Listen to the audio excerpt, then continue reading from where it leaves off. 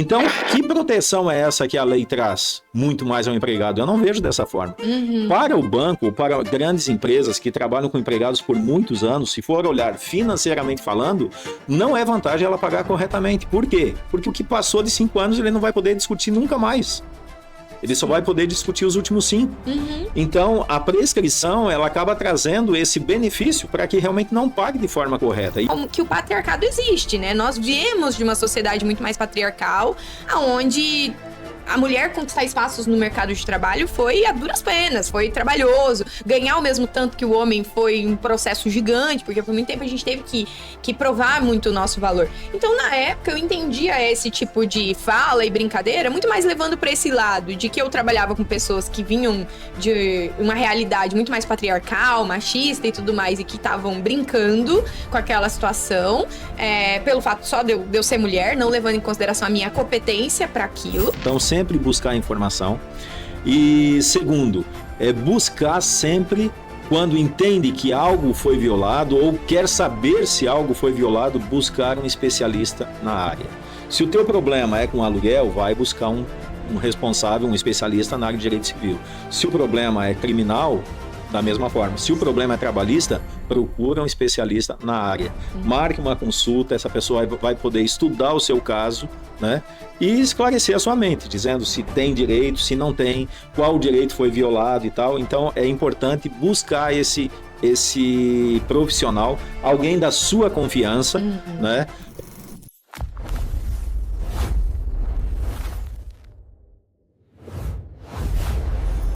Estamos iniciando mais um quadro do nosso Empreendecast.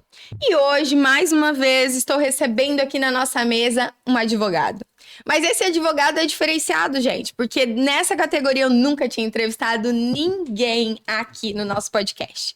A gente já trouxe advogados aqui que eram muito ligados ao setor empresarial, ao direito empresarial, que te ajudou a estruturar a tua empresa. E que se você voltar aqui nos nossos históricos, você vai encontrar alguns podcasts que sim, vão te ajudar a entender quais são os documentos necessários para que você tenha proteção jurídica desde a hora que você inicia a empreender até quando você decide fechar uma empresa.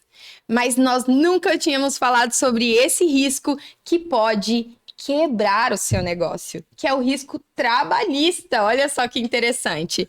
E hoje nós trouxemos um especialista aqui, ó, que tem 28 anos de estrada, de carreira, e eu quero te dizer, Ronei Dali Leste, seja muito bem-vindo à mesa do nosso podcast. Ok, Renata, bom dia a todos. É um privilégio estar aqui contigo, conversando um pouquinho a respeito disso, essa longa caminhada que a gente tem, sempre aprendendo, cada dia aprendendo, né? Nós costumamos falar que quem não está pronto para sentar e aprender, jamais estará pronto para ensinar alguma coisa. Então, é sempre uma trajetória que a gente vai construindo dia a dia, e vamos caminhando nisso que temos feito aí, né, ao longo desses 28 anos.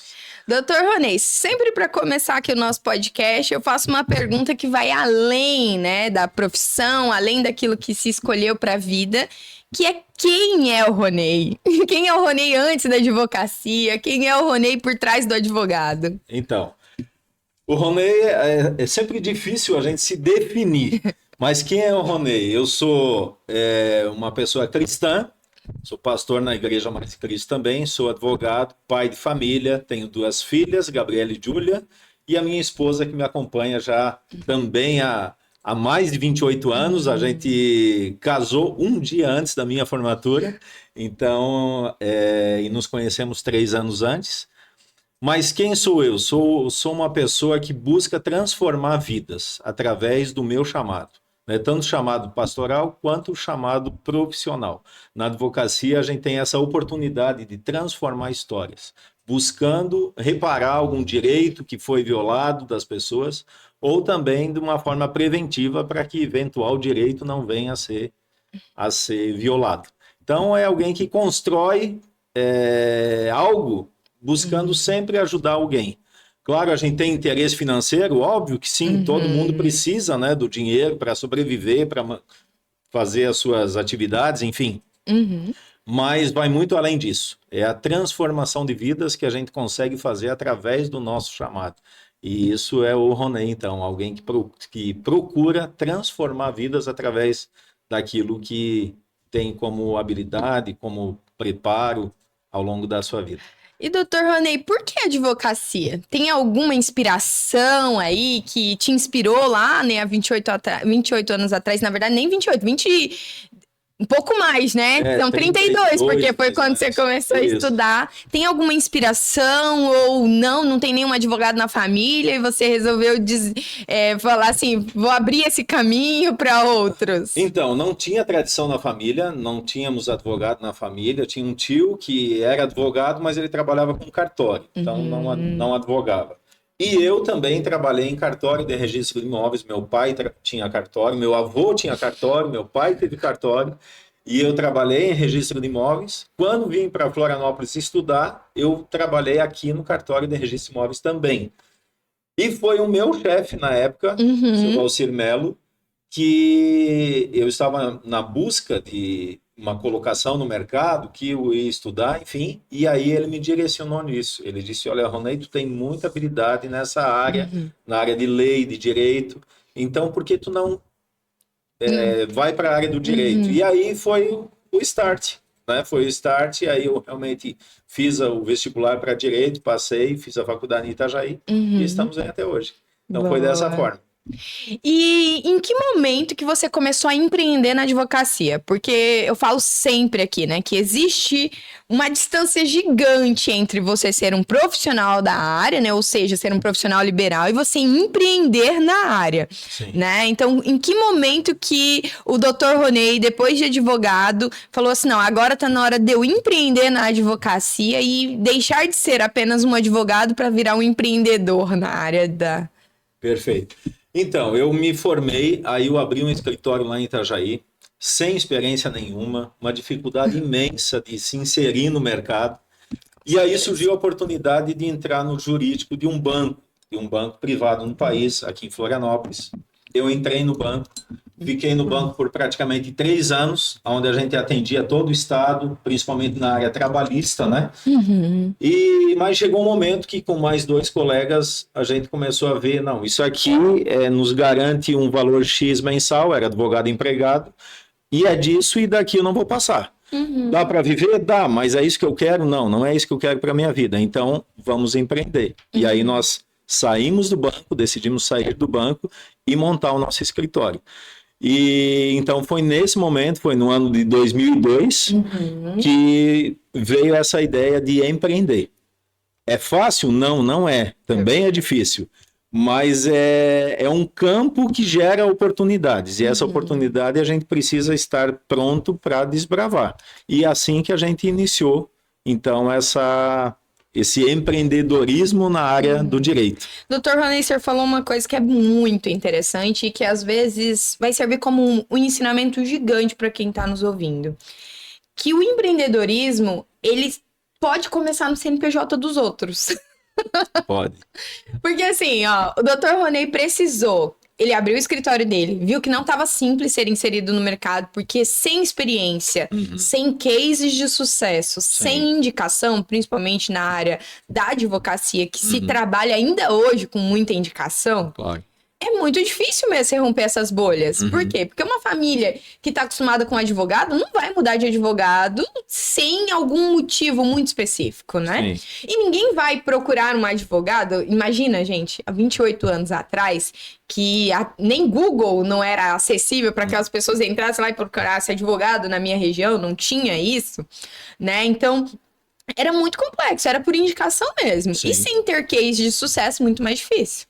Então, ele aproveitou a oportunidade de trabalhar no CNPJ de alguém para entender o mercado, para fazer a sua reputação, para poder fazer cases de sucesso e, a partir daí, saber se ele queria seguir na carreira corporativa dentro daquela instituição ou se ele montaria o próprio negócio. Sim. Eu acho que nós estamos vivendo um tempo agora, até estava fazendo um estudo ontem sobre isso, lendo um artigo ontem sobre isso, que nós estamos na era do empreendedorismo. Todo mundo acha que pode iniciar a vida empreendendo.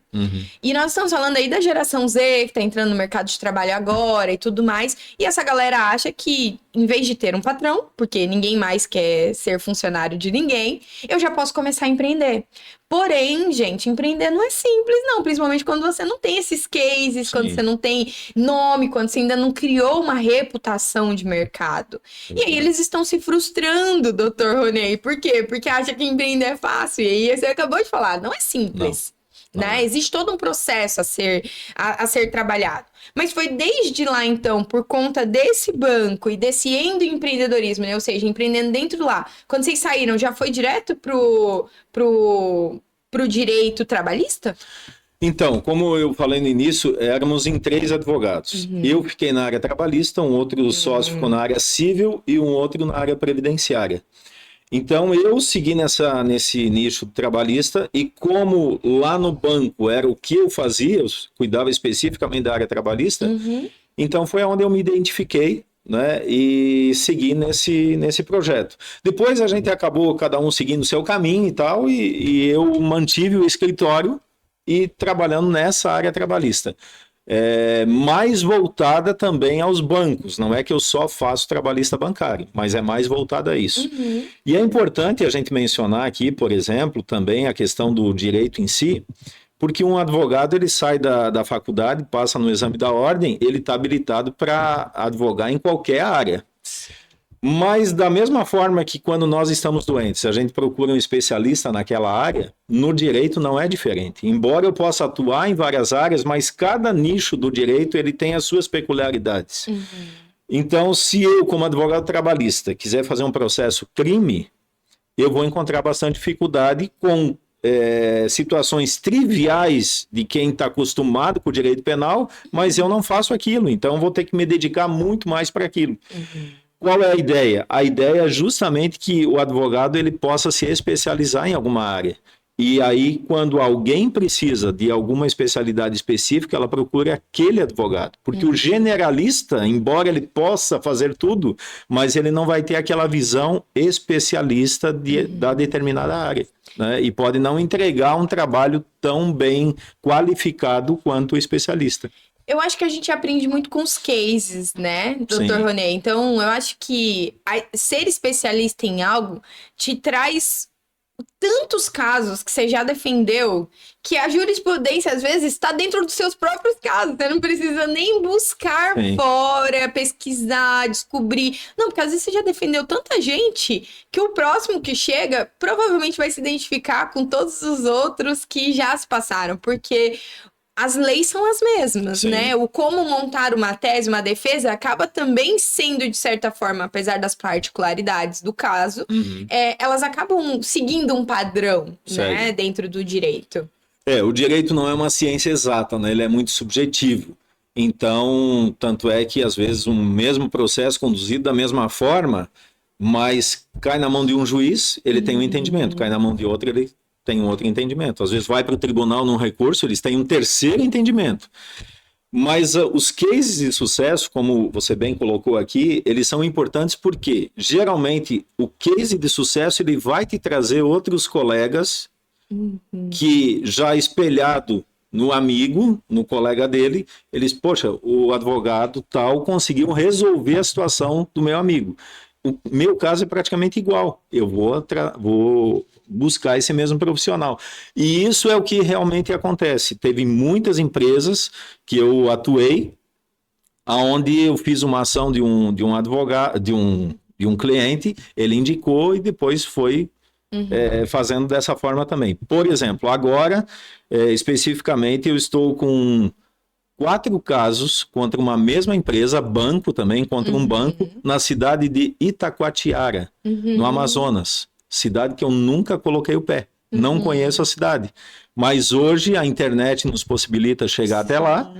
E por causa de um case de sucesso, os que vão saindo da empresa depois acabam me procurando também. Então é justamente a indicação, que tu falasse antes, e os cases de sucesso, né, que vão nos trazendo esse retorno e abrindo oportunidades para que a gente possa também transformar a vida de outras pessoas. Doutor, com esse tempo todo de como advogado trabalhista, o que você enxergou que é a maior mentira que o sistema bancário faz as pessoas acreditarem, né, quando elas estão trabalhando lá? Porque a gente entende que a maioria das ações trabalhistas, elas acontecem quando o contrato de trabalho já foi reincindido. Sim. Claro que ainda, hoje em dia, já existem pessoas que processam suas próprias empresas ainda trabalhando lá, mas é muito difícil, é muito menor, né, essa quantidade de pessoas que fazem isso. Então, quais foram aí nesses anos todos aquelas coisas que você viu assim, ó, que fizeram o funcionário acreditar que era real e que depois que ele sai, talvez quando vai procurar um advogado, essa pessoa acorda e fala assim, nossa, eu fui enganado esse tempo todo e agora eu posso recorrer, né, ao meu direito. Então, com tantos casos que a gente já atendeu, o que a gente costuma falar, infelizmente, o bancário, ele é visto pelo banco com um número de matrícula. E a partir do momento que o banco entende que esse funcionário não se enquadra mais dentro do perfil, e às vezes acontece de uma pessoa que já trabalhou 20 anos, 25 anos em um banco, e chega um belo dia, quando ele chega para trabalhar, o inspetor da agência aparece e diz assim, olha, nós estamos te desligando hoje porque você não se enquadra dentro do perfil do banco. Após 25 anos de trabalho, como é que pode explicar isso, né? Então, realmente não tem explicação. Então, a gente vê que chega um momento, o banco, ele dá, sim, os salários geralmente são salários bons, tem bons benefícios, vale alimentação, plano de saúde e tudo mais, que gera uma certa estabilidade, mas essa estabilidade, ela pode ruir a qualquer momento e geralmente rui. É difícil o bancário que se aposenta dentro do banco. Acontece? Acontece, mas é raro. Então a gente percebe que chega um momento que ele é tratado como um número de matrícula, que pode ser desligado a qualquer momento. E são inúmeros os casos de adoecimento no meio financeiro, principalmente de ordem psíquica, de ordem psicológica, síndrome de burnout, transtorno misto e depressivo, depressão, ideias suicidas por conta das cobranças, das metas, né? Todo mundo tem meta em qualquer área, mas a questão é como essas metas são cobradas. E aí é que entra a questão do adoecimento, que é muito comum. Então, tu até mencionasse antes, tem muita gente, a maioria dos casos entra com ação depois que sai do banco. Sim. Hoje nós temos muitos casos também que entram enquanto trabalhando. Por quê? Porque não suportam mais aquela situação. E aí muitas vezes o gestor diz, não, então peça demissão. Só que se ele pede demissão, ele perde muitos direitos. Sim. E quando existe realmente uma situação de afronta, de adoecimento, de dano moral, entra em cena a chamada rescisão indireta, que é como se fosse uma justa causa invertida, né? Onde a gente consegue provar que realmente ele adoeceu por conta do banco, se esse é o caso, né? E aí acaba conseguindo a rescisão indireta, que é uma justa causa invertida, onde ele vai sair com todos os benefícios como ele se fosse dispensado sem justa causa. Você começou do outro lado dessa moeda, né? Foi trabalhando para um banco. Sim. E como advogado de banco, o que você viu lá dentro, assim, ó, que ninguém conta? Aí nós temos uma questão do sigilo profissional que nos impede de falar alguns detalhes, né? Mas toda a minha formação acadêmica ela foi mais voltada à área patronal. Por quê? Quando eu fiz a faculdade, eu trabalhava no Sindicato Patronal do Comércio, em Itajaí, e depois a Associação Intersindical Patronal. Então, participava de muitas mesas de negociações, negociação coletiva e tudo mais. Depois fui para o banco, também patronal, atendendo. Só que aí eu comecei a ver o quê? Eu comecei a ver que, na verdade, fazia muito mais sentido eu advogar para a parte do empregado. Não que hoje eu não faça também o patronal. Também atuo nessa área, mas muito em menor escala. Mas eu comecei a ver que, na verdade, principalmente nessa área de banco, geralmente quem é mais lesado é o bancário. Né? E aí eu comecei a ver que não fazia sentido ficar defendendo o banco quando eu via que o empregado realmente tinha sido lesado em questão de horas extras, em questão emocional e tudo mais, equiparação salarial, pessoas que recebiam salário maior e faziam a mesma função do que o cliente. Então eu comecei a ver que fazia mais sentido naquilo que eu falei no início, em transformar vidas, se eu realmente passasse a representar aquela parte hipoteticamente mais fraca ou mais frágil, né, que necessitava de um trabalho específico para reparar o direito que foi lesado. E aí foi aonde eu virei a chave, né? Eu disse, não, realmente faz mais sentido para mim, dentro do meu estilo de vida, dentro dos meus valores, atender esse tipo de pessoa. E foi aonde eu, então, na verdade, a gente até estava falando um pouco sobre isso nos bastidores, né? Sim. As instituições bancárias grandes, elas brigam até de conseguir, sei lá, um acordo, mas depois elas pagam, porque elas sabem, né, que existe, sim, uma cobrança excessiva. E, na verdade, e aí a gente, claro, né, o advogado, ele defende uma pessoa contra uma instituição, ou defende essa instituição para tentar falar que aquela pessoa está errada. Mas a maioria das vezes, os responsáveis pelos processos trabalhistas também são outras pessoas. Gestores. São gestores, são líderes e tudo mais. E aí, entrando nesse mérito, né, de que a maioria das pessoas não pedem demissão da instituição, mas pede do líder, do gestor imediato. E por isso eu acredito que um contando para o outro sempre acaba dando mais processo. Você comentou ali daquela cidadezinha lá do Amazonas. Por que isso acontece? Porque na maioria das vezes essas 4 pessoas lá estavam sendo lideradas pela mesma pessoa. Sim. Né? E às vezes é só dentro de um processo trabalhista que a própria instituição entende que tem uma pessoa ali dentro que está adoecendo outras várias. Perfeito. E que talvez não tivesse que ser essas 4 pessoas que estão agora abrindo um processo contra a instituição que deviam ter saído de lá. Mas era esse gestor. Então eu entendo que o advogado, nesse ponto, ele tem um papel crucial até para abrir os próprios olhos da própria instituição. Então, defender um caso trabalhista tem que servir para a instituição olhar e ver o que dentro do processo dela também está errado. Perfeito. Não é verdade, doutor? Perfeito. Então, você entrou num ponto fundamental aqui, Renata, que inclusive nós participamos agora de um evento recente onde foi falado sobre as mudanças da NR1. O que é a NR1? São mudanças que hoje são inseridas no meio empresarial, qualquer meio empresarial, onde a empresa precisa tomar cuidado com os riscos psicossociais, né? Não que antes já não tivesse que tomar, mas agora a lei exige de uma forma mais contundente.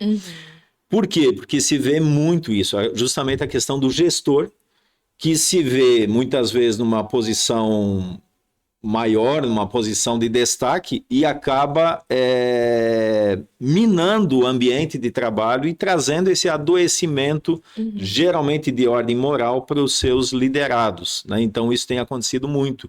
E a partir de agora as empresas vão começar a ser fiscalizadas se elas estão atentas a isso ou não, se elas estão seguindo a NR1 ou não, que trata desses riscos. E outra coisa interessante que eu queria trazer aqui, com relação ainda que a gente estava falando aqui de banco, e existe uma falsa ideia de que a lei protege o empregado. E eu quero desmistificar um pouquinho isso no seguinte sentido. Nós sabemos que a prescrição hoje ela atinge 5 anos. Se a pessoa trabalhou em uma empresa ou em um banco por 15 anos, por 20 anos, o que passou de 5 ela não vai poder reclamar mais. Então, banco, que a gente está falando aqui mais, qual é o objetivo do banco? O objeto que o banco trabalha é o lucro, é o dinheiro. Se ele tem um empregado que trabalhou 15 anos, por mais que eu não paguei hora extras, não paguei equiparação salarial, isso e aquilo. Quando ele sair, ele só vai poder reclamar 5 anos. Se ele trabalhou 15, 10 anos, o banco já lucrou em cima dele. Então, que proteção é essa que a lei traz muito mais ao empregado? Eu não vejo dessa forma. Para o banco, para grandes empresas que trabalham com empregados por muitos anos, se for olhar financeiramente falando, não é vantagem ela pagar corretamente. Por quê? Porque o que passou de 5 anos ele não vai poder discutir nunca mais. Ele só vai poder discutir os últimos 5. Então, a prescrição, ela acaba trazendo esse benefício para que realmente não pague de forma correta. Isso, o banco, ele avalia risco. O negócio do banco é o dinheiro. E ele avalia isso tudo. Com certeza. Então, é uma questão que hoje se fala, não, porque a lei trabalhista protege muito o empregado, e eu não vejo dessa forma. Eu acredito que isso foi criado, realmente, essa mentalidade de que lei trabalhista só defendia o empregado. Depois veio a reforma trabalhista, né? O senhor passou por isso aí há algum tempo atrás. Então, tem quanto tempo já da reforma? 2017. 2017. Então já tem um tempinho aí que essa reforma aconteceu. Mas eu vejo que ali a galera começou a olhar e pensou assim, nossa, agora não adianta mais eu entrar com processo, né? Porque agora se eu entrar eu vou perder e não existe mais justiça pública, né? Ou seja... Sim. Como que é o nome? Tem um nome. É justiça gratuita para mim. Além disso, eu ainda vou ter que pagar o advogado, pagar o médico, pagar tudo. A reforma trabalhista, ela trouxe esse outro aspecto. O que acontecia? Muitas vezes o advogado entrava com ação e pedia tudo que podia, mesmo que a pessoa não tivesse direito, muitas vezes, né? Não é o indicado, mas acontecia. Por quê? Porque não tinha também a questão da sucumbência. O que ele perdesse, ele não tinha que pagar honorários da parte contrária. A partir da reforma trabalhista, entrou essa questão do honorário de sucumbência. Então, hoje, precisa ser visto com muito mais cautela todo pedido que se faz em alguma ação. Por quê? Se eu perder aquele pedido, eu posso ser condenado, o meu cliente pode ser condenado a pagar honorários da parte contrária. Então, o que a gente sempre orienta? Fala isso para o cliente, né, explica para ele essa situação, e tem situações que realmente às vezes a prova é difícil, embora acontecesse alguma situação, mas a prova é difícil. E aí a gente coloca esse risco para o cliente. Olha, você tem direito? Tem. Mas nós temos como provar isso? Tem, não tem, talvez tenha. Então existe um risco. Você está disposto a correr esse risco? Ele autorizando, a gente coloca na ação, né, sabendo desse risco. Mas ainda tem, voltando a falar de justiça gratuita, no caso de empregados que recebem salário hoje está na média de até 3 salários mínimos e meio, abaixo disso, ou que estão desempregados, né? E se está desempregado, ele está sem renda, mesmo que recebia um salário antes. Então, o que ele faz, esse cliente? Ele assina uma declaração de hipossuficiência, dizendo que ele está nessa condição, e aí, nesse caso, é deferida a justiça gratuita. E havendo uma condenação de sucumbência, esses honorários de sucumbência, eles ficam suspensos por 2 anos. Se em 2 anos ele não reunir essa condição de pagar, ele acaba não tendo que pagar essa sucumbência. Mas, caso contrário, sim. Então, existe hoje um risco? Existe. Isso fechou a porta? Não. Porque o desrespeito às leis trabalhistas continua. Então, ainda continua tendo direitos sendo violado. Tanto é que são inúmeras, o número de processos trabalhistas ele tem crescido exponencialmente. Por quê? Porque existe muito desrespeito. Existe aproveitador? Claro que existe. Né? A questão do dano moral foi uma questão que, no início, quando começou a se falar em dano moral, todo mundo pedia dano moral. E aí começou a banalizar o instituto dano moral. Hoje, para colocar um pedido de dano moral, a gente tem que ter o cuidado de verificar se realmente se aquilo realmente aconteceu, né? E para não banalizar o instituto. Então, doutor, descreva pra gente dano moral. Quando que isso pode ser utilizado dentro da defesa de um cliente? Quando que eu recebi, né, esse dano moral do meu gestor, da instituição que eu trabalhei? O que caracteriza um dano moral? Bom, dano moral é todo abalo de ordem moral, né? Então vamos trazer isso para exemplos práticos que a gente consiga explicar de uma forma melhor. Por exemplo, em reuniões onde um gestor, às vezes, trazendo os números da agência e tal, ele expõe o empregado. Coloca lá num quadro, dentro de uma agência, a meta individual de cada funcionário, a produção de cada um, e expõe isso de uma forma objetiva e de uma forma que todos ficam sabendo a produção do seu colega. Isso é algo que hoje, até na própria Convenção Coletiva dos Bancários, impede esse tipo de situação. Então, essa exposição. Outra situação é a cobrança abusiva de metas. Como eu disse antes, todo mundo tem metas? Sim. O problema é como essa meta é cobrada. Então, às vezes, por exemplo, se você não bater a meta, tá cheio de gente aí fora querendo a tua vaga. Ou seja, uma ameaça de demissão, né? Se não bater a meta. Então, esse tipo de coisa é que a lei não permite. Situações onde essas cobranças acabam causando doença de ordem psíquica, né? Depressão, síndrome do pânico, a pessoa começa a não dormir mais, porque, poxa, se eu não bater a meta, amanhã eu posso estar na rua, eu tenho filho para criar, eu tenho casa para manter, e eu posso ser demitido a qualquer momento, e ele entra naquele parafuso, naquela paranoia, e acaba adoecendo. Né? Então, se em um processo judicial, onde a gente pede uma perícia médica, que é um médico geralmente psiquiatra, vai analisar dentro dos afastamentos que o empregado teve, vai fazer uma consulta com esse empregado e ver se realmente ele teve a doença e, segundo, se essa doença teve origem ou agravamento por conta das condições de trabalho. Se isso acontecer, também pode vir a ser condenado numa indenização por danos morais e aí pode ir além. Se a doença for considerada uma doença ocupacional, ele pode ter garantia de emprego por 1 ano até a alta dele, né? Então, são inúmeros casos que podem acontecer.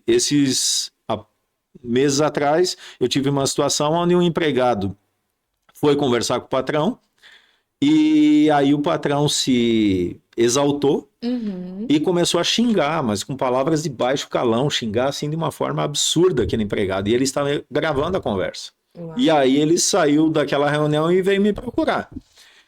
Aí eu disse, olha, como é que tu tá me sentindo? Extremamente ofendido, não tem mais condições de trabalhar e tal. Aí o que eu orientei ele? Faça um boletim de ocorrência, narra isso tudo. Ele tinha a gravação, entrei com ação, com pedido de rescisão indireta, dano moral e tudo mais. E saiu a condenação, realmente, a empresa foi condenada em danos morais e a rescisão indireta, pagar todos os benefícios como se tivesse demitido sem justa causa.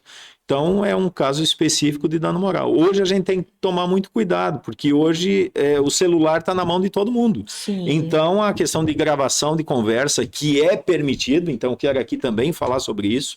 Verdade, porque as pessoas acham que se eu já cheguei gravando é porque eu já estava mal intencionado e acha que não pode fazer isso, né? Que não serve como prova. Isso, a justiça já tem entendido que se eu sou um interlocutor naquela reunião, naquele evento, naquele ambiente, eu posso gravar a conversa, independente da outra pessoa saber ou não, e essa conversa pode ser usada como prova. Outra situação, prints de conversas de WhatsApp também vale como prova. Né? Recentemente a gente teve um caso específico onde uma empregada era assediada pelo gestor, que começou a mandar mensagens à noite para ela para sair para barzinho e coisa do gênero. Também ele estava chegando na cidade, era um homem casado. Nossa. E começou a mandar mensagem dizendo para ela, olha, vamos procurar casa 8 horas da noite, 9 horas da noite, mandando essa mensagem para a funcionária. Essa funcionária, o que ela fez? Ela se sentia constrangida, não expôs isso para ninguém dentro da empresa e depois ela foi demitida. Aí quando ela me procurou, ela disse, olha, eu tenho esses prints de mensagem.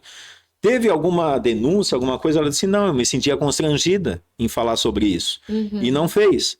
E aí nós entramos com uma ação, um processo contra essa empresa, foi juntado esses prints de tela, as testemunhas também que ela tinha não sabiam, porque ninguém chegou ao conhecimento de ninguém sobre isso, ela não levou isso.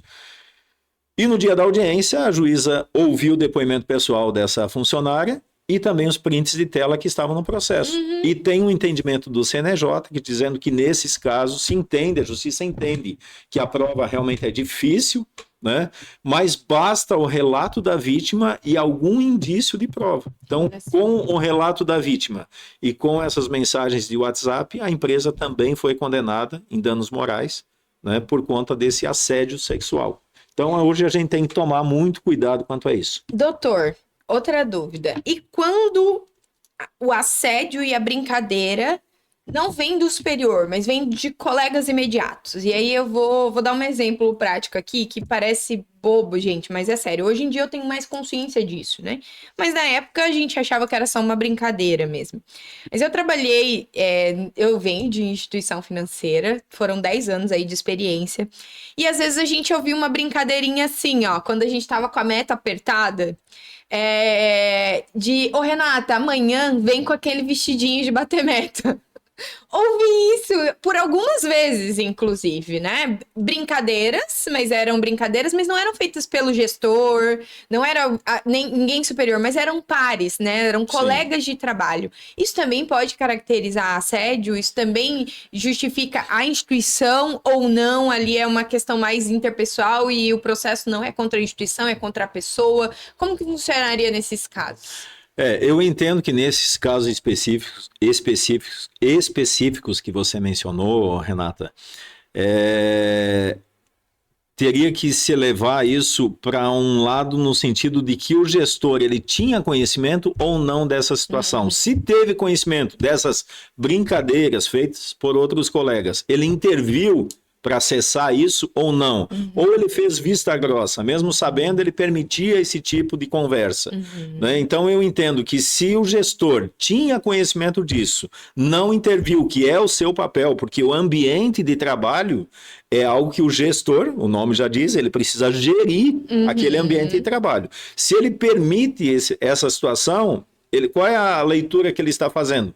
Olha, dessa forma, quem sabe ela vai conseguir bater meta, mesmo que seja uma ideia de um outro colega, eu vou fazer vista grossa. Ele não interviu, né? Então, nessa situação, eu entendo que a empresa pode ser penalizada também, desde que o gestor realmente tenha conhecimento, né? E não... Geralmente isso se faz em grupo de WhatsApp, onde o gestor está.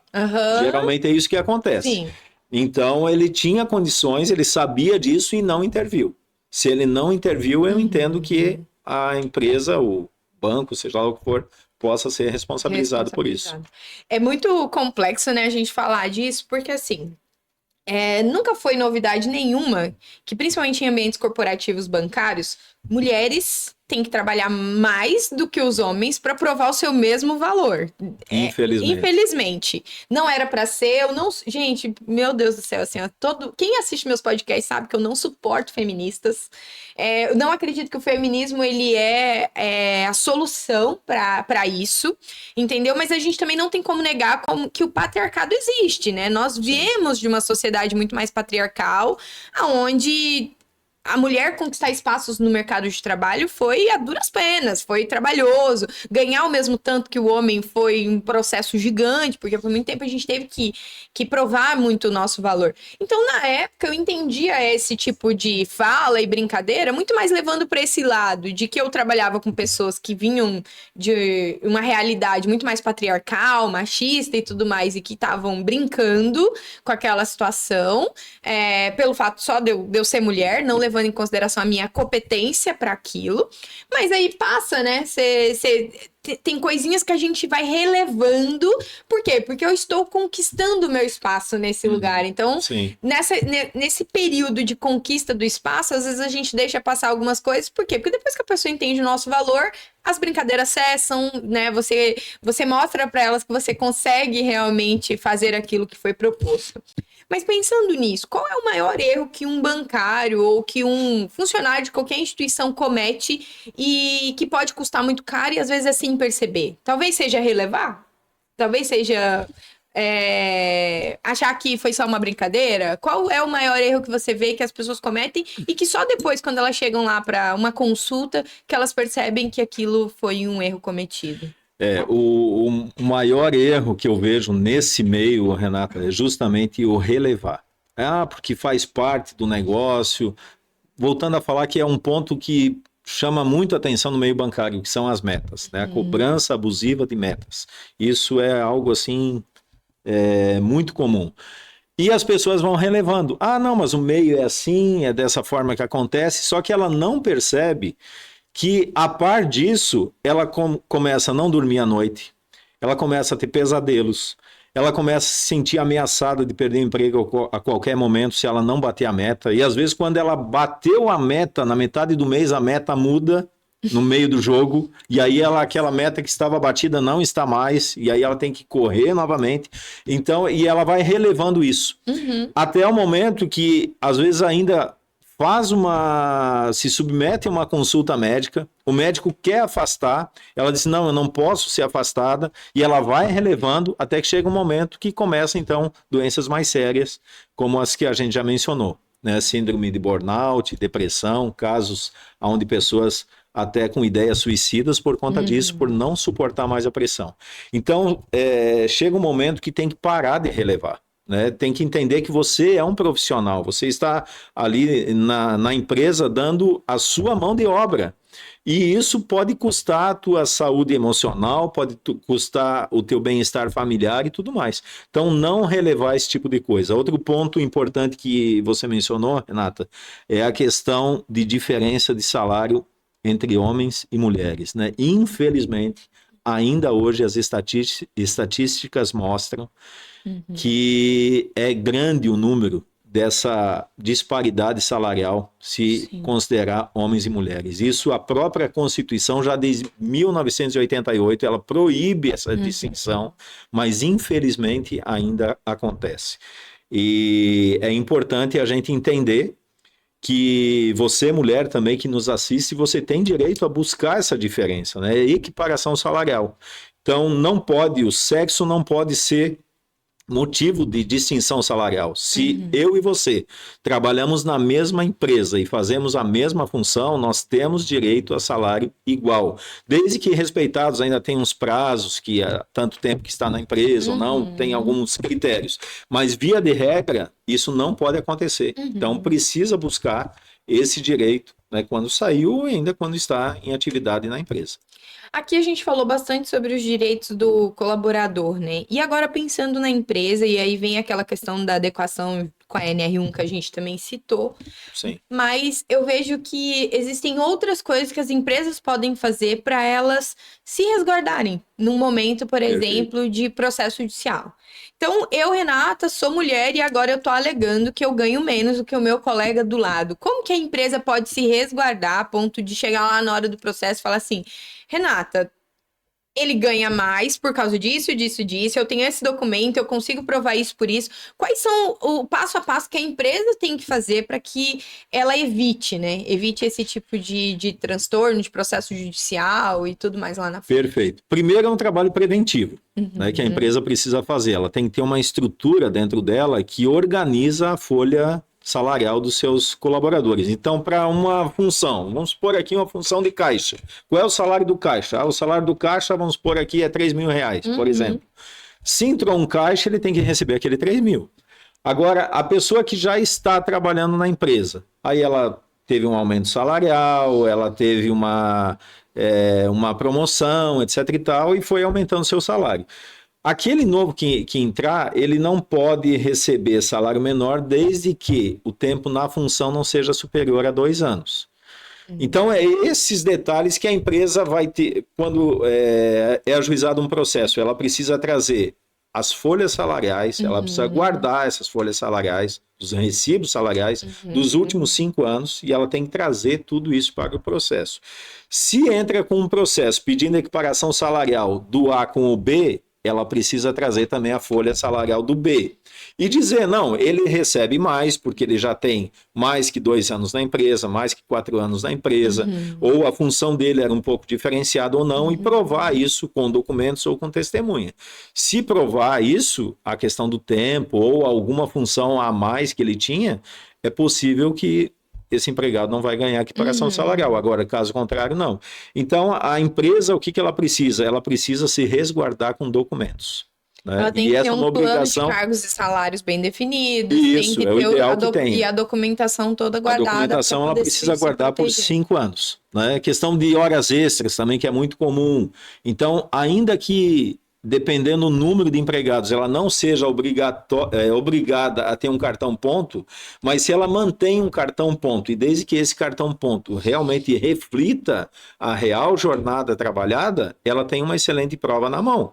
Por exemplo, se o empregado diz que trabalha até as 8 da noite, mas ela tem o cartão ponto que ele saía 19h30, às vezes saía às 20, às vezes pode até ter saído 21, fez hora extra, ou outro dia compensou, saiu às 5 da tarde. Se ela tem essa folha ponto que realmente reflita a real jornada trabalhada, ela tem uma excelente prova na mão para desconstituir um pedido de horas extras. Agora, se ela faz esse controle de horas extras de uma forma mecânica, por exemplo, a jornada é das 8 ao meio-dia e das 2 às 6. E a folha ponto está lá todo dia. 8 ao meio-dia, 2 às 6. 8 ao meio-dia, 2 às 6. O que a gente chama isso no meio jurídico? É a folha ponto britânica. Não tem variação. Não tem como alguém chegar sempre no mesmo minuto e sair no mesmo minuto. Fazer um intervalo no mesmo minuto. Né? Então, esse cartão ponto ele já perde validade de cara.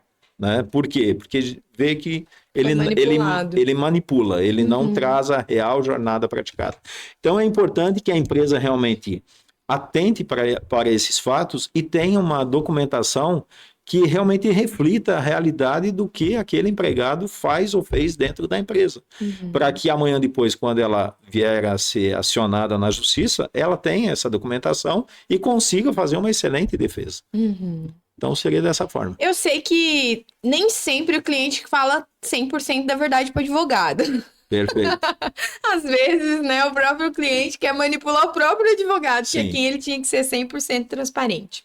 Mas agora eu queria que você pudesse compartilhar 2 cases com a gente. Um de sucesso, onde você talvez tenha entrado com a ação e tenha tido até dúvida se ia ganhar ou não aquele processo no meio do caminho, mas que foi bem sucedido.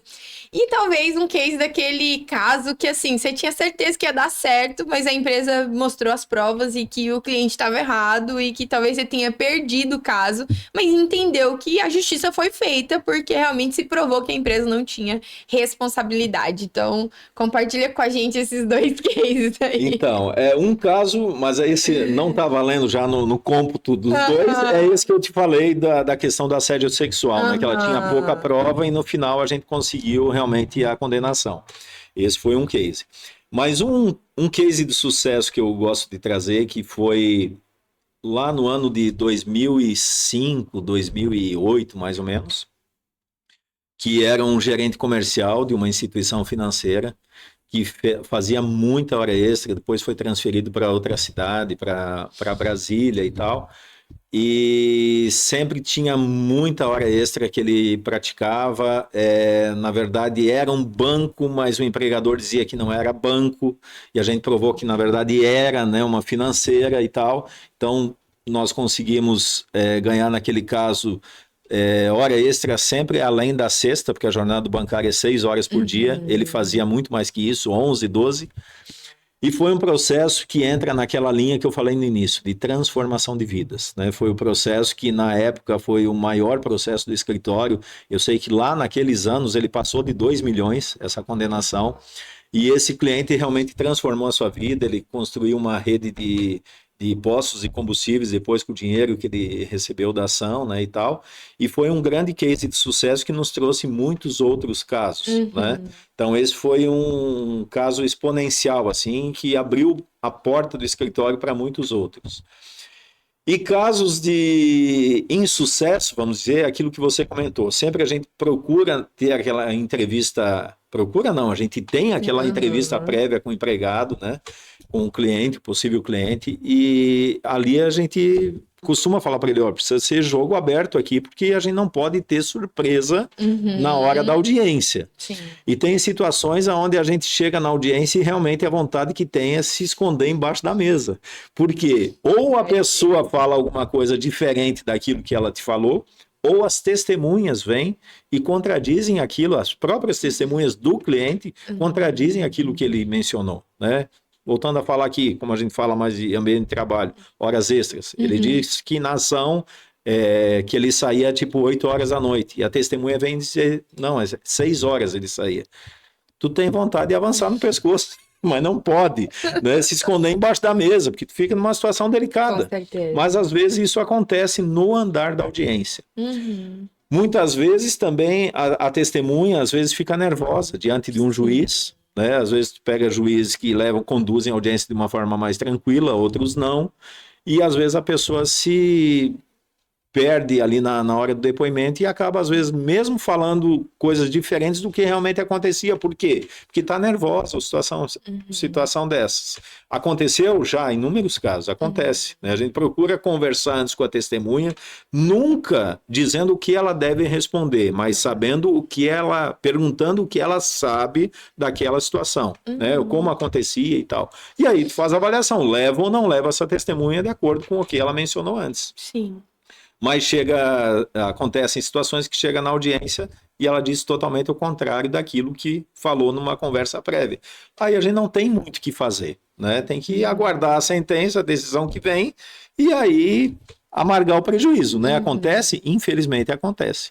No meio jurídico, a gente diz, inclusive, com relação à testemunha, que é uma prova muito forte no processo trabalhista, mas no meio jurídico, o que se fala é que a prova testemunhal é a prostituta das provas.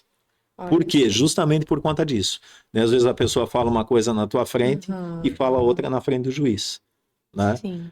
Às vezes nervosa com a situação, ou porque realmente mentiu descaradamente antes, né? E aí... mentir para o advogado é mais fácil do que mentir para o juiz, né? Porque lá você está sob juramento, tem toda uma pressão psicológica de falar a verdade, e aí às vezes a máscara cai, né? Porque... Perfeito, então isso acontece. Eu costumo, no questionário, geralmente eu pego a assinatura do cliente, né? Eu relato tudo que ele está me dizendo e pego a assinatura, para que amanhã depois, se der algum problema assim, não, mas você me falou isso, né? Então é isso, mas na verdade o que a gente procura na nossa advocacia é trazer o cliente muito para perto. Né? Expor para esse cliente que eu não estou ali para ludibriar a juiz, a gente não está ali para tirar vantagem da empresa ou coisa desse gênero. Nós estamos ali para reparar um possível direito que foi violado. E a gente procura, a partir do momento que o cliente assina uma procuração, o que ele está dizendo? Olha, doutor, eu trabalhei 10 anos nessa empresa. Agora, assinando essa procuração, estou te dando poderes para você buscar reaver os meus direitos. Então, é uma grande responsabilidade que eu, como advogado, tenho nas mãos. E, para isso, eu preciso de transparência do cliente. Então, isso é uma conversa que a gente tem com o cliente antes, expondo essa necessidade e dizendo, a partir de agora, o teu problema é meu. Eu vou me esforçar ao máximo para que você consiga êxito nessa causa. Até porque, se eu entender que ele não tem direito, eu já não vou pegar ação. Eu já aborto o caso ali no ato, entendeu? Mas então, quando a gente realmente faz uma procuração e pede para o cliente assinar, eu estou dizendo, olha, eu acredito, embora não possa te prometer resultado, mas eu acredito que a gente tenha boa chance, boa probabilidade de conseguir reaver o teu direito. Né?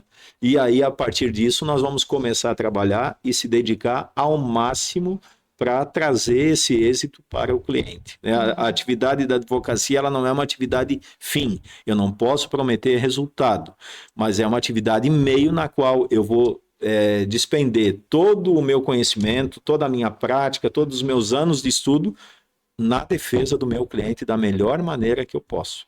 E a gente procura, então, fazer isso dessa forma, trabalhar trazendo o cliente para perto, tanto é que hoje, se você observar, por exemplo, no Google, nós temos avaliação máxima. Por quê? Porque justamente a gente procura humanizar o direito. A gente procura trazer o cliente para perto para dizer, o teu problema agora é meu, vamos trabalhar juntos na solução disso. E essa é a nossa ideia. Boa. Existe prazo? Doutor, eu saí do banco, na época pedi demissão, não suportei mais, ou até fui demitido, mas não quis, né?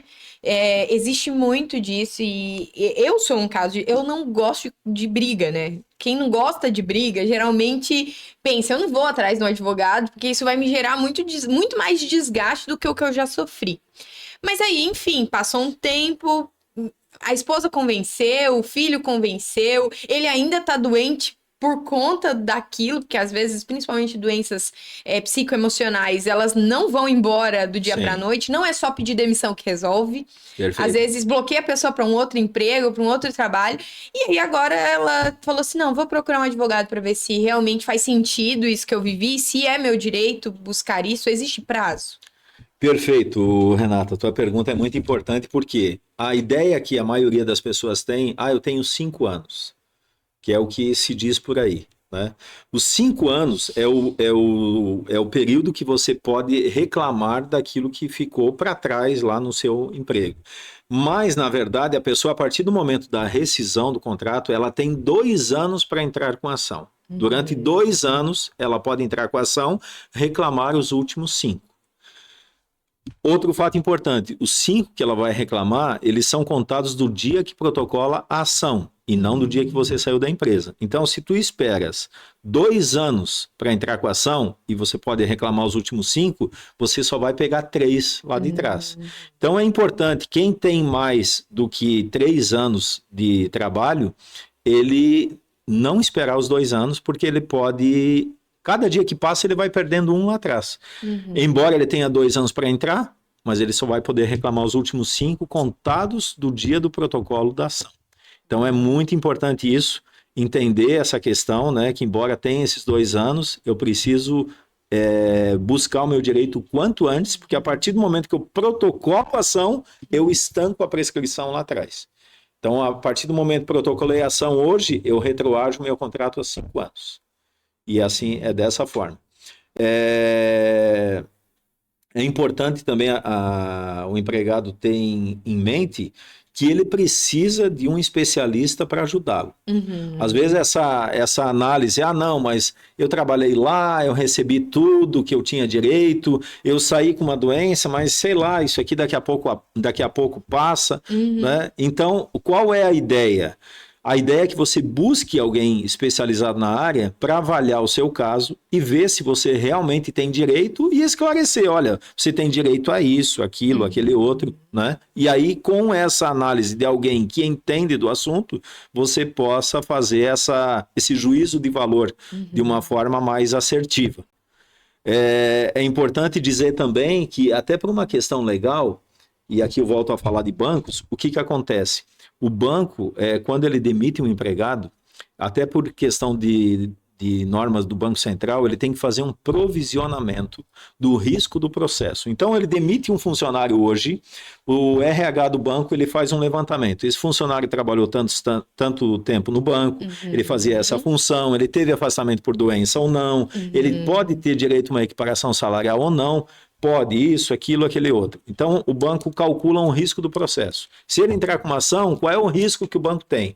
O banco tem um risco aqui de 300 mil, por exemplo. O que o banco faz? Ele provisiona esse valor no Banco Central e deixa lá esse valor provisionado por 2 anos. Se durante 2 anos esse empregado entrou com ação, ele já tem aquilo provisionado, ele vai tentar negociar um acordo naqueles valores. Sim. Se o empregado não entrar com a ação, depois de 2 anos, ele volta para o caixa e está tudo certo. Então, todo bancário que é demitido, ele tem que ter esse entendimento de que já existe um valor provisionado como risco do processo.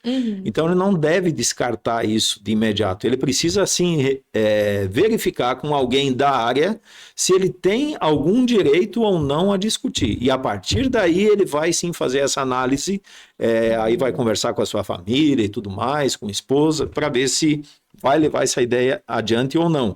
Mas é importante que ele tenha uma conversa, uma consulta com alguém especializado na área para poder, inclusive, decidir essa questão, se vai adiante ou se recua. Doutor, e aquela pessoa que às vezes tem medo de entrar com uma ação trabalhista porque tem medo de represália? Eu moro numa cidade pequena, gente. Se eu abrir um processo judicial aqui contra o banco que eu trabalhei, todo mundo vai ficar sabendo e nunca mais eu vou conseguir um emprego na minha vida. Isso também acontece? Infelizmente, se fala muito da chamada lista negra, né? A pessoa que entra com processo trabalhista e que daí ficaria numa situação assim. A justiça, ela já tem algum tempo impedido a consulta de processos pelo nome das partes. Né? Então, hoje é só pelo número do processo. Então, tem sites como o Jus Brasil e tal, que às vezes pode aparecer também alguma publicação e tal, mas hoje existem mecanismos que podem ser tomados para que essa consulta não possa ser feita, para obstar esse tipo de situação, porque não é justo que uma pessoa que exerça o seu direito constitucional de buscar uma satisfação por conta do Estado, né, ou do Poder Judiciário, por uma lesão de um direito seu, que ela venha a ser penalizada por isso, né? Então, a Justiça ela tem implementado meios para impedir esse tipo de consulta, justamente para evitar esse tipo de situação. É importante dizer que as estatísticas dizem que, voltando, como o meu nicho maior é esse, voltando a falar de bancários, de cada 10 bancários que saem do banco, 9 entram com ação, e aquele um que não entrou se arrepende depois, né? Então, por quê? Porque justamente isso é algo que acontece, é um direito constitucional que a pessoa tem de reaver os seus direitos, e ela não pode ser penalizada por isso. Se chegar ao conhecimento de que alguma vaga de trabalho foi obstada por conta de uma ação trabalhista que a pessoa tenha ou que ela moveu, a empresa que estaria abrindo essa possível vaga, se ficar provada essa situação, ela pode inclusive ser penalizada por isso, por uma discriminação de não ter contratado alguém. Por quê? Porque entrou com ação trabalhista. Então isso não pode acontecer. Se acontecer e for provado, pode ser penalizado. Olha só.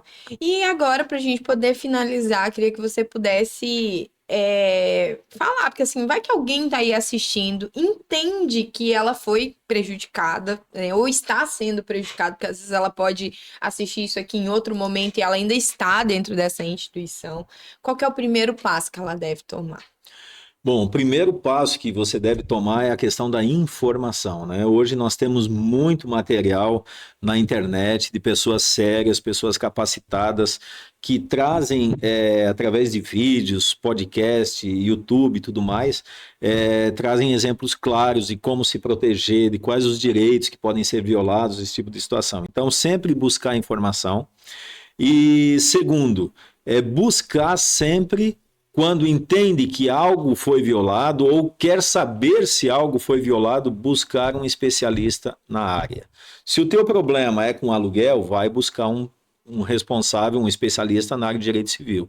Se o problema é criminal, da mesma forma. Se o problema é trabalhista, procura um especialista na área. Marque uma consulta, essa pessoa vai poder estudar o seu caso, né? E esclarecer a sua mente, dizendo se tem direito, se não tem, qual direito foi violado e tal. Então, é importante buscar esse profissional, alguém da sua confiança, né?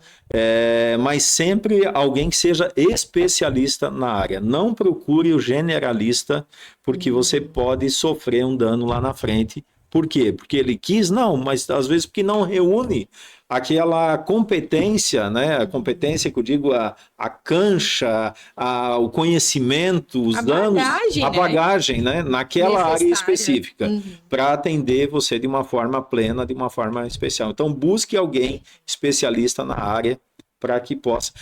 Aquela questão, porque é advogado da família, mas ele faz tanta coisa, né?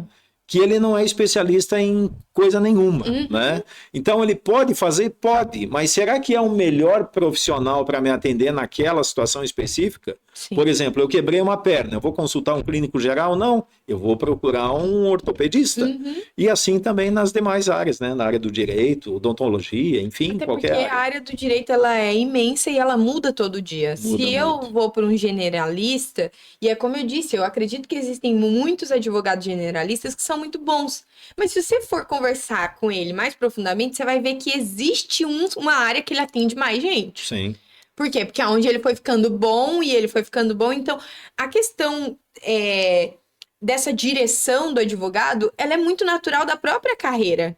Eu conheço muitos advogados que, por mais que eles falem assim, olha, O meu escritório atende tudo, mas não é ele, advogado, que atende tudo. O escritório, por quê? Porque ele tem parceiros. Ele tem um Isso. parceiro que é só trabalhista, ele tem o parceiro que é só civil, ele tem o parceiro que é só previdenciário e por aí vai. Por quê? Porque é muito extenso. Sim. Não tem como um advogado acompanhar todas as mudanças de lei que acontecem diariamente, porque é muita coisa. Perfeito. Né? Então, eu acho que realmente buscar um especialista é fundamental para qualquer área da vida, gente. Às vezes a gente fica aí querendo pular etapas ou vai pelo mais barato. Só que às vezes o barato sai caro, né? Perfeito. Porque quando a gente fala sobre bagagem, agora trazendo uma analogia para uma viagem, olha o transtorno que é você arrumar todas as suas coisas para poder ir viajar e chegou lá, sei lá, você esqueceu o desodorante.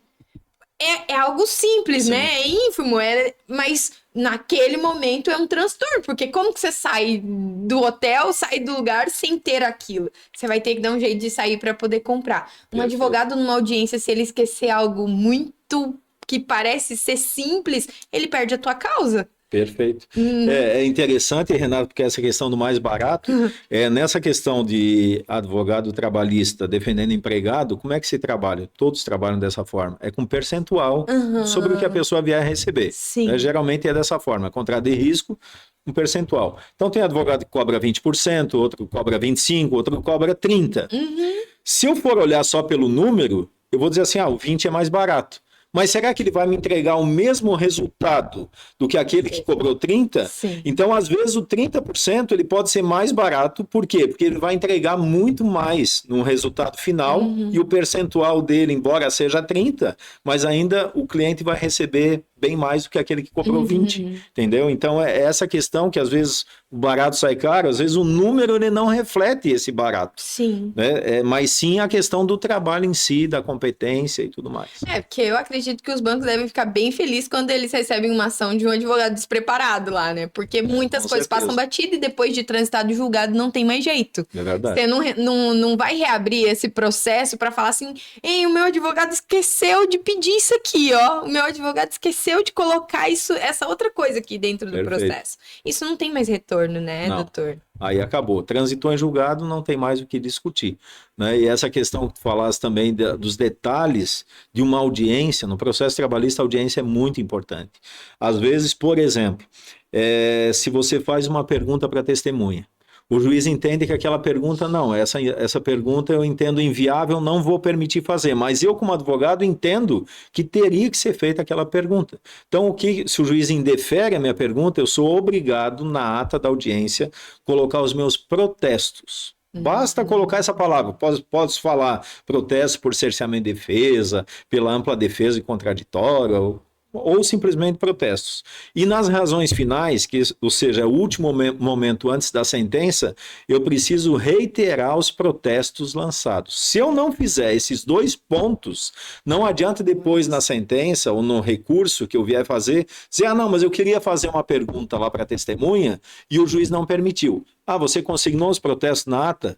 Consignei ou não consignei. Você reiterou os protestos na razão final? Não fiz. Então não tem mais como discutir isso. Então são detalhes pequenos que acontecem numa audiência, mas que fazem toda a diferença. Se o advogado não está preparado para lançar o protesto no dia da audiência, na ata, ele não vai poder depois no recurso discutir aquilo.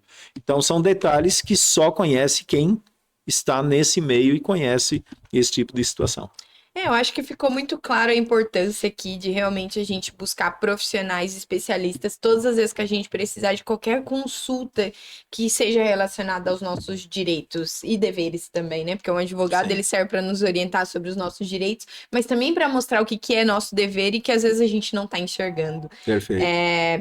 E aí eu queria que você pudesse deixar suas redes sociais. Eu sei que você cria bastante conteúdo lá, tirando bastante dúvidas aí dessa galera que entende que foi lesada principalmente na área trabalhista, então do setor bancário ainda mais, né? A gente acompanha, já vê que está sendo feito um trabalho incrível lá, e é como você mesmo disse, né? São 28 anos trabalhando basicamente com isso. Quando não era de um lado da moeda, foi para o outro lado da moeda, e muitos cases de sucesso nesses anos todos, e como eu disse, né? Até os cases de insucesso a gente aprende. Tenho certeza que você você, como advogado, Perfeito. aprendeu bem mais com os cases de insucesso Com quase certeza. do que com os de sucesso. Certo. Então, nós estamos aí nas redes sociais, né? @Ronei é o meu pessoal e também da Lelasti Advocacia. Você pode consultar ali, nós temos vários materiais, né? Vídeos informativos, mas sempre voltando a falar. O importante é que você sempre procure algum advogado especialista da sua confiança, né? Nós temos sim uma bagagem, temos vários anos de experiência na área, mas é importante que você procure um advogado da sua confiança.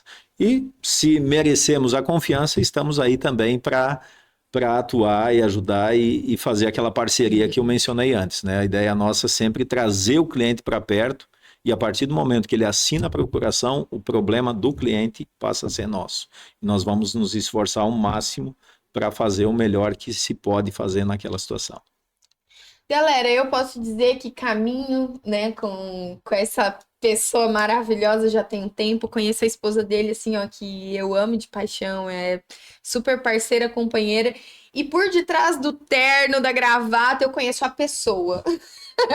E conhecendo a pessoa, eu posso garantir que vocês podem confiar, porque ele é uma pessoa incrível, um profissional extraordinário, né? Eu não cheguei a precisar dos trabalhos dele como advogado, mas a gente tem visto o trabalho que ele tem feito. Então, não é ele que está dizendo, somos nós que estamos dizendo, e que se você precisa realmente acreditar e confiar em alguém, confie em pessoas de verdade. E eles são pessoas de verdade, que vão te atender, levando isso realmente para esse lado muito mais humano, que é te tratar não apenas como um cliente, mas como uma pessoa que teve seus direitos violados e que merece, né, buscar dentro da justiça como se pode reaver esses direitos. Então, se você está precisando dessa ajuda, pode confiar. É só chamar. E se você não conseguir encontrar as redes sociais dele, pode comentar aqui no nosso vídeo. A gente vai te passar o contato, vai te orientar como que você chega até eles de forma bem tranquila, viu? Muito obrigada você que ficou nos assistindo até aqui. Dr. Ronei, muito obrigada, né, pelo seu tempo, né, pela sua dedicação. A gente percebe que você ama o que você faz. Então, acho que isso faz toda a diferença. Renato, obrigado pela oportunidade também. Foi um privilégio estar aqui. A Renata é uma pessoa fora de série, muito espontânea, né? Tem muito conhecimento também para trazer e deixa esse momento muito descontraído. E eu quero te agradecer também pelo privilégio, então, de estar aqui contigo hoje. Imagina, okay? E a gente vai ter outros bate-papos, né? Já tem um tempo que a gente tá aqui falando para vocês que a gente vai retomar o nosso podcast Casais. E aí lá eu quero trazer, né, o Dr. Ronei, mas junto com a esposa, pra gente falar sobre relacionamento, casamento, perfeito, que é algo que na nossa sociedade precisa ser dito e falado, porque os relacionamentos são cada vez mais descartáveis e a gente entende que isso não faz bem, nem para os envolvidos, nem para a sociedade que eles estão inseridos e muito menos para quem está envolvido indiretamente nesse relacionamento, que às vezes são os filhos, familiares, enfim, tem tanta coisa envolvida quando uma família se desfaz, que a gente também tem que falar um pouquinho sobre isso. Muito obrigada você que ficou até aqui. Encaminhe esse podcast para aquele seu amigo que é ex-bancário ou que tá lá no banco, que assim, ó, toda vez que você encontra ele, parece o Muro das Lamentações. Do tanto que ele tá cansado, sobrecarregado, para que ele possa pelo menos fazer uma consulta e entender se esse cansaço é só cansaço e ele só precisa descansar, ou se realmente tem algum direito ali dele que está sendo retirado e que ele nem percebe porque está envolvido no meio dessa operação. Então encaminhe esse podcast para ele e depois, ó, comenta aqui embaixo se ajudou alguém, viu? Um abraço, fiquem com Deus e até o nosso próximo Empreendecast.